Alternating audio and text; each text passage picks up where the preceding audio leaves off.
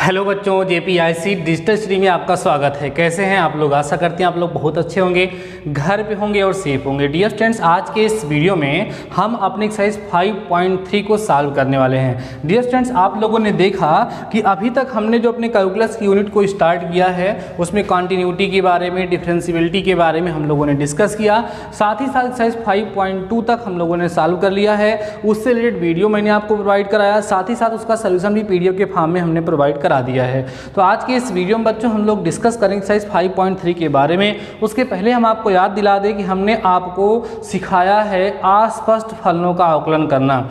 किसी भी दिए गए अस्पष्ट फलन का आकलन हम कैसे करते हैं और उसका यूज़ करके हमने प्रतिलोम त्रिकोणमितीय फलनों के अवकल गुणांक को ज्ञात करके आपको दिखाया था। वहाँ पर हमने सिखाया था बच्चों कि जो अस्पष्ट फलन हमारे होते हैं उनका आकलन हम वैसे ही करते जैसे सभी फलनों का करते हैं। बस होता क्या है कि आकलन करने के पश्चात जहाँ जहाँ dy/dx होता है उसको एक तरफ करके हम बच्चों dy/dx की वैल्यू को फाइंड कर लेते हैं। उसके बाद आपने आपको सिखाया कि प्रतिलोम त्रिकोणमितीय फलन का अवकल गुणांक क्या होता है। उसमें हम लोगों ने डेरिवेशन किया, तो sin इनवर्स x का डेरिवेशन किया, उसमें हमको dy/dx of sin inverse x मिला था 1/√1 - x²। cos इनवर्स x का अवकलन हम लोगों ने किया था -1/√1 - x² मिलाया था। ऐसे ही tan इनवर्स x का हम लोगों ने किया था तो 1/1 + x² आया था। cot इनवर्स x का किया था तो -1/1 + x² आया था। ऐसे सेक और कॉसेक का भी किया था, तो हमने एक बार थोड़ा सा आपको रिवाइज करा दिया। ये सारे फार्मूले को ध्यान में रखते हुए एक्सरसाइज को हम लोग सॉल्व करने वाले हैं। देखिए बच्चों, यहाँ पर बोल रहा है कि निम्नलिखित प्रश्नों में dy/dx ज्ञात कीजिए। अभी स्टार्टिंग के हमने कुछ क्वेश्चंस यहाँ पे लिख रहे हैं, पहला, दूसरा और छठा हम आपको सॉल्व कराने चल रहे हैं। पहले इन सारे क्वेश्चन को देखो। स्टार्टिंग के कई सारे क्वेश्चन एक जैसे हैं, उनमें से इन 3 क्वेश्चन को हमने सेलेक्ट किया है, बाकी सब इसी तरीके से लगने वाले हैं। तो आइए हम पहले क्वेश्चन की बात करते हैं बच्चों। देखो ये कौन सा फलन है? ये अस्पष्ट फलन है। देखो 2x + 3y = sin x ना, ये जो है हमारा अस्पष्ट फलन है। और हमें करना क्या है बच्चों? इस अस्पष्ट फलन का पहले अवकलन करना है। किसके सापेक्ष अवकलन करना है? x के सापेक्ष अवकलन करना है। डायरेक्ट कर देते हैं हम लोग। यहाँ लिख लेते हैं बच्चों differentiating with respect to x, लिख देंगे differentiating with respect to x के सापेक्ष अवकलन करने पर यहाँ लिखेंगे बच्चों dy/dx of 2x plus dy/dx of 3y = होगा dy/dx ऑफ कितना हो जाएगा यहाँ पर sin x हो जाएगा। ठीक है, सिंप्लीफाई करिएगा। 2 बाहर होगा बच्चों, x का अवकलन 1 होगा तो यहाँ 2 बचेगा। ऐसे 3 बाहर होगा, y का अवकलन होगा तो केवल यहाँ बचेगा dy/dx बच्चों, और कुछ तो खास यहाँ बचने वाला है नहीं। = sin x का अवकलन कितना हो जाएगा? यहाँ पर cos x हो जाएगा। तो आपको मिलेगा 3 dy/dx = cos x - 2। ठीक है, तो जब बच्चों dy/dx की वैल्यू आप लोग यहाँ से फाइंड करेंगे तो dy/dx = आपको cos x - 2/3 ये आसानी से मिल जाएगी। और यही बच्चों आपका क्या होगा? आंसर होगा। तो कितना सिंपल क्वेश्चन है आप लोगों ने देखा और इसको हम लोगों ने सॉल्व कर लिया। ऐसे सेम टू सेम आपको इसको भी करना है। आइए इस पर भी चर्चा कर लेते हैं। लिख देते हैं बच्चों यहीं पर क्या लिखेंगे? x के सापेक्ष अवकलन करने पर, क्या करने पर? अवकलन करने पर। जब अवकलन करोगे तो लिखोगे dy/dx of 2x plus dy/dx of 3y = dy/dx of sin y। ठीक है, 2 बाहर आएगा, यहाँ आएगा आपका dy/dx ऑफ x प्लस 3 बाहर आएगा, बचेगा dy/dx = बच्चों यहाँ पर sin y का अवकलन तो cos y होगा, लेकिन साथ ही साथ यहाँ पर dy/dx लगा रहेगा। अब क्या होगा? इस x का अवकलन 1 हो गया तो यहाँ बचा कितना? 2 और प्लस 3 dy/dx = कितना? cos y dy/dx। अब हमें किसकी वैल्यू फाइंड करनी है? dy/dx की ना, तो हम dy/dx वाले पदों को एक तरफ लेकर के चले आते हैं। यहाँ बचेगा 3 dy/dx minus cos y dy/dx = बच्चों -2 हो जाएगा। अब इधर से हम क्या करते हैं कि 3 - cos y यहाँ अंदर बचेगा, क्योंकि बच्चों हमारा dy/dx क्या होगा? कॉमन हो जाएगा। = आपको मिलेगा -2। तो फाइनली आप पाओगे यहाँ से कि dy/dx जो है वो -2/3 माइनस cos y हो जाएगा और यही बच्चों आपका क्या होगा, आंसर होगा। कोई डाउट तो नहीं है, आराम से आप लोगों को समझ में आ गया होगा किस तरीके से इसको सॉल्व किया जाता है। तो ऐसे बच्चों आपने फर्स्ट को समझ लिया, सेकंड को समझ लिया। अभी वीडियो को रोक करके थोड़ा आप इसको नोट कर लीजिए, देन हम लोग 6 के बारे में डिस्कस करते हैं, क्योंकि ये थोड़ा सा लॉन्ग होगा, इसमें प्रोडक्ट रूल भी हमें लगाना होगा। इसको वीडियो को रोक करके इसको नोट कर लीजिए, अभी इन सारे क्वेश्चंस को कर लें, देन आगे के जो अलग टाइप के क्वेश्चन इसमें प्रतिलोम त्रिकोणमितीय फलनों वाले कंसेप्ट यूज़ होंगे, उनको भी हम लोग बच्चों डिस्कस अभी करेंगे। ठीक है, आइए देखते हैं। ये हमारा 6th वाला क्या है, x³ plus x² plus xy² plus y³ equal to 81। Again differentiating with respect to x, यहाँ लिखेंगे x के सापेक्ष अवकलन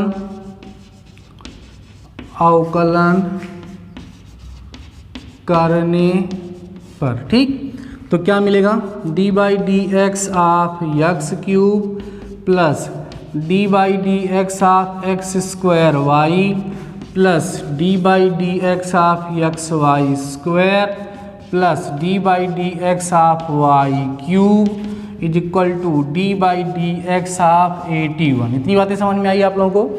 सॉल्व करते चलो बच्चों। देखो यहाँ जो x³ है उसका अवकलन कितना आएगा, 3x² आएगा, नॉर्मल सी बात है।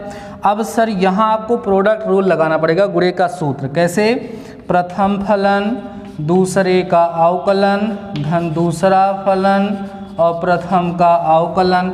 यहाँ पर भी वही काम करना पड़ेगा, प्रथम फलन, ठीक है, प्रथम फलन दूसरे का अवकलन, किसका अवकलन भाई, y² का, फिर दूसरा फलन प्रथम का अवकलन, ठीक है, और प्लस y³ का अवकलन कितना होगा, 3y² dy/dx और 81 का अवकलन 0 हो जाएगा। ठीक है, सॉल्व कर डालते हैं इसको हम लोग।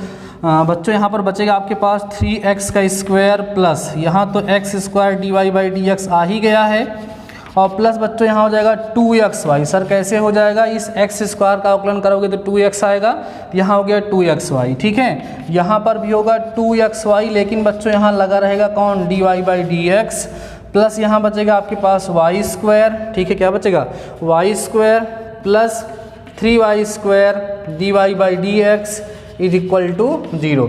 अब देखो जितने भी dy/dx वाले पद हैं, ठीक है, उनको इधर रोकिए, बाकी सबको आप उधर भेज दीजिए। तो जब आप यहाँ से dy/dx कॉमन ले लोगे तो क्या बचेगा, x² यहाँ रहेगा और प्लस में बच्चों कितना बचेगा, 2xy ये आपको दिख रहा है, और प्लस वहाँ लास्ट में आपको 3y² दिख रहा है। ठीक है, बाकी सबको उधर ट्रांसपोज कर लेंगे हम लोग, -3x² और कितना हो जाएगा भाई, -2xy माइनस का y², ऐसा हो जाएगा क्या, है ना। अब dy/dx निकालने के लिए उसको उधर डिवाइड कर दो, तो क्या मिलेगा आप लोगों को, यहाँ से लिखेंगे अतः dy/dx equal to minus common ले लो बच्चों, कितना बचेगा 3x² और प्लस में 2xy प्लस y² अपान में हो जाएगा आपका x² plus 2xy plus 3y³, ये हो जाएगा। ठीक है, सॉल्व हो गया क्या, ये है बच्चों। इसमें थोड़ा सा हमें ये बड़ा लग रहा था 6 वाला, इसलिए हमने इसको सॉल्व करा दिया। तो आसपास फलनों का अवकलन तो मैंने वैसे भी आपको समझा दिया था, बस थोड़ी सी प्रैक्टिस की ज़रूरत है। तो अभी ये सारे क्वेश्चन आपको समझ में आ गए होंगे बच्चों। वीडियो को पास करके इस क्वेश्चन को आप नोट कर लीजिए, देन हम ऐसे क्वेश्चन को अभी एक्सरसाइज के करते हैं, इसमें हमें प्रतिलोम त्रिकोणमितीय फलनों के कंसेप्ट का यूज़ करना पड़ेगा। So before that pass the video and note. तो आइए बच्चों हम लोग डिस्कस करते हैं नेक्स्ट टाइप के क्वेश्चन के बारे में। देखिए आपको इस एक्सरसाइज में 2 तरह के क्वेश्चन मिलेंगे, एक अस्पष्ट फलन टाइप का, दूसरा यहाँ पर अस्पष्ट फलन टाइप का तो मिलेगा, साथ ही साथ वहाँ पर प्रतिलोम त्रिकोणमितीय फलन वाला जो डेरिवेशन हम लोगों ने किया था उसका यहाँ पर उस कंसेप्ट का हमको यूज़ करना होगा, और उसका यूज़ करते हुए हम लोग इसको सॉल्व करेंगे। अच्छा, एक बात हम जानना चाहेंगे आप लोगों से। देखो बच्चों, हमने आप लोगों से कहा कि कैलकुलस की यूनिट हमने आपके लिए स्टार्ट कर दी है। ठीक है, बात को ध्यान से सुनिएगा, काफ़ी इंपॉर्टेंट है। हमने आप लोगों से कहा कि कैलकुलस की यूनिट हम आप लोगों के लिए स्टार्ट कर दें। आप लोगों ने कहा सर स्टार्ट कर दीजिए। हमने कैलकुलस की यूनिट स्टार्ट कर दी और आपको हमने बताया कि बच्चों 44 मार्क्स की आपके एग्जाम में आएगी। और ये जो पोर्शन हम लोग पढ़ रहे हैं अवकलन, ये सबसे ज़्यादा कह सकते हैं इसका बेस है, इसकी जड़ है। अगर ये आपको अच्छे से नहीं आएगी तो अवकलन के बाद अवकलज के अनुप्रयोग पढ़ोगे आप लोग, उसमें हमेशा अवकलन का प्रयोग करना पड़ेगा। तो अगर आपको अवकलन नहीं आता होगा तो अवकलज के अनुप्रयोग आपको समझ में नहीं आएगा, उसमें सिंपल सी बात है, ठीक है। उसके बाद बच्चों अवकलज के अनुप्रयोग के बाद नेक्स्ट टॉपिक हमारा आता है समाकलन। समाकलन जो होता है वो अवकलन की उल्टी प्रक्रिया होती है, तो इसलिए समाकलन को सीखने के लिए भी अवकलन का आना बहुत ही ज़्यादा आवश्यक है। उसके बाद आप समाकलन के अनुप्रयोग पढ़ोगे, तो समाकलन के अनुप्रयोग में आपको पता है बच्चों समाकलन का अनुप्रयोग होगा, तो समाकलन नहीं आएगा तो उसको कैसे करोगे। अगला चैप्टर आप लोग पढ़ोगे अवकल समीकरण। तो कहने का मतलब यह है कि जो टॉपिक अभी हम लोग डिस्कस कर रहे हैं, जो अभी हम लोग पढ़ रहे हैं अवकलन, जो हम लोग पढ़ रहे हैं वो अवकलन जो है बहुत ही इंपॉर्टेंट है, तो वो आपको अच्छे समझ में आए ये आपके लिए बहुत ज़्यादा ज़रूरी है। तो अगर आपको अवकलन में कहीं कोई डाउट हो रहा है, कहीं कोई समस्या आ रही है, तो आप मुझे मैसेज करिए, बोलिए सर मुझे ये कंसेप्ट समझ में नहीं आ रहा है, उसको हम फिर से समझाएंगे, उस पर एक स्पेशल वीडियो बनाएंगे, ठीक है। जैसे हमसे बच्चे पूछ लेते हैं वीडियो में या बाद में मैसेज करते हैं सर ये वाला टॉपिक हमें कम समझ में आया, तो उसके बारे में वीडियो में ज़रूर डिस्कस करता हूँ। हो सकता है कि सारे के सारे बच्चे क्वेश्चन ना पूछ सकें, उनको थोड़ा सा कुछ लोग हिचक होता है मन में, नहीं पूछ पाते हैं, तो अगर आप क्वेश्चन पूछेंगे तो उससे सबका भला होगा। इसलिए कहीं पर भी कोई भी समस्या हो रही है, आपके पास मेरा व्हाट्सएप नंबर है, आप मुझे सेंड करिए, आपके मैसेज का जवाब मैं ज़रूर दूंगा और आपकी जो भी समस्याएं होंगी बच्चों उसका समाधान किया जाएगा, ठीक है। ये आप ध्यान रखिए कि आपके पास इस समय केवल और केवल ऑनलाइन ही पढ़ाई एक जरिया है, और कोई जरिया आपको मिल भी रहा है तो आपको उसको इग्नोर करना चाहिए, क्योंकि आपको पता है बाहर निकलना सेफ नहीं है। आइए हम लोग डिस्कस करते हैं। अभी मैंने बच्चों यहाँ पर 2 क्वेश्चन ले रखा है, एक पहला 10वां है और दूसरा क्वेश्चन हमने 15वां लिया है। 2 क्वेश्चन लिया है। 10वां बच्चों y = tan inverse 3x - x³/1। अब देखो ये आप देखो तो प्रतिलोम त्रिकोणमितीय फलन में सूत्र है, ये 3 tan इनवर्स का फार्मूला है, लेकिन इसको हम लोग पहले सिंप्लीफाई करेंगे प्रतिस्थापन द्वारा, इसको हम सिंप्लीफाई करते हैं, उसके बाद बच्चों तब जा करके इसका हम लोग अवकलन करते हैं। एक बात और, जैसे y = tan inverse 3x - x³/1 - 3x² दिया हुआ है, कई सारे बच्चे सोचते हैं सर ये बगल में क्या लिखा है, इसका मतलब क्या है। बच्चों हमने आपको डोमेन और रेंज बताया था, तो ये इसके लिए x की डोमेन बता रहा, मतलब x का मान जो है -1/3 से इतने से बड़ा और इतने से छोटा, इसी के बीच में x की वैल्यू रखोगे तभी इस फंक्शन का अस्तित्व है, नहीं तो ये अस्तित्व नहीं, मतलब नॉट डिफाइन हो जाएगा ना। तो मतलब इस डोमेन में मीन्स ओपन -1/√3 से ओपन ये +1/√3 पर ये क्या है हमारा फंक्शन डिफाइन है, ये हमें ध्यान रखना है। समझ में आ गई बातें, कोई डाउट तो नहीं है, कोई डाउट होना भी नहीं चाहिए। आइए आगे बढ़ते हैं। चलो बच्चों अब हम लोग डिस्कस करेंगे किसके बारे में, इसके अवकलन के बारे में। तो यहाँ पर कुछ रखेंगे, कहेंगे माना, या ऐसे करो बच्चों x = tan थीटा रखने पर सब बताएंगे। सर कैसे जान गए आप tan थीटा रखना है, बताएंगे बच्चों। देखो यहाँ पर x = tan थीटा रखोगे, थीटा का मान निकालोगे, थीटा = आपको यहाँ से मिलेगा tan इनवर्स x, ये अभी आपको ज़रूरत पड़ेगी, इसलिए ऐसे इसको गोला सोला कर दो, चाहे तो इसको आप समीकरण नंबर 1 भी मान करके यहाँ पर छोड़ सकते हो, ठीक है। इतनी बात समझ में आ गई। अब आओ, अब जो y दिया है आपको, क्या दिया है बच्चों, tan इनवर्स, ठीक है, 3x - x³ / 3x²। क्लियर है बातें। चलो y = tan इनवर्स, ठीक है, 3x, x की वैल्यू रखो भाई 3 tan theta - tan³ theta / 1 - 3 tan² theta. इतनी बातें समझ में आई ना। हमने क्या किया, जहाँ जहाँ x था वहाँ वहाँ कितना रख दिया, tan थीटा प्रतिस्थापित कर दिया। अब सर देखो इससे फ़ायदा क्या हुआ आप लोगों को, ये जो अंदर लिखा हुआ है ये tan 3 थीटा का सूत्र है। देखो tan 3 थीटा = होता है ना 3 tan theta - tan³ theta / 1 - tan² theta, वही यहाँ पे रखा गया। तो क्या हो जाएगा, y = tan इनवर्स, और यहाँ कितना हो जाएगा बच्चों, tan यहाँ पे हो जाएगा tan 3 थीटा। ओके, अब tan इनवर्स से tan खत्म हो गया, तो y = आप यहाँ लिखोगे कितना, यहाँ पर आपका होगा केवल और केवल बच्चों 3 थीटा। अब देखो जो थीटा था उसकी वैल्यू अब आपको यहाँ पर ला करके रख देना है, तो y = आपको बच्चों यहाँ पे मिल जाएगा 3 tan इनवर्स में x। अभी तक हम अवकलन नहीं कर रहे थे, अभी तक इस दिए गए फंक्शन को, इस दिए गए फलन को हम सिंप्लीफाई कर रहे थे, छोटा कर रहे थे, इस रूप में कर रहे थे कि ये अवकलन करने लायक हो जाए, क्योंकि यहाँ पर हम अवकलन करते हैं निहित फलनों की तरह तो काफ़ी लंबी प्रोसेस हो जाती, ठीक है। अब आप यहाँ पर आराम से अवकलन कर सकते हो। कैसे लिखोगे बच्चों? लिखेंगे यक्स के सापेक्ष अवकलन करने पर, करो अवकलन भैया, dy by D x is equal to d by D x of 3 tan inverse x. समझ में आ रही है बातें? करते जाइए बच्चों ऐसे ही।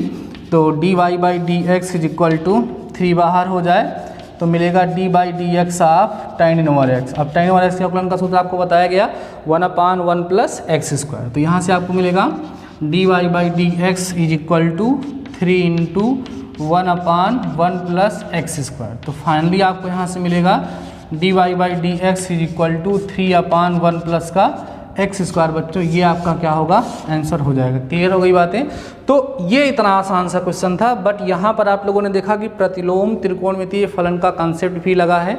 अगर आप लोगों ने प्रतिलोम त्रिकोणमितीय फलन का स्टार्टिंग का वीडियो नहीं देखा है तो आपको इसी अपने चैनल JPIC स्टडी पर मिल जाएगा, उन सारे वीडियोज़ को भी देख लीजिए।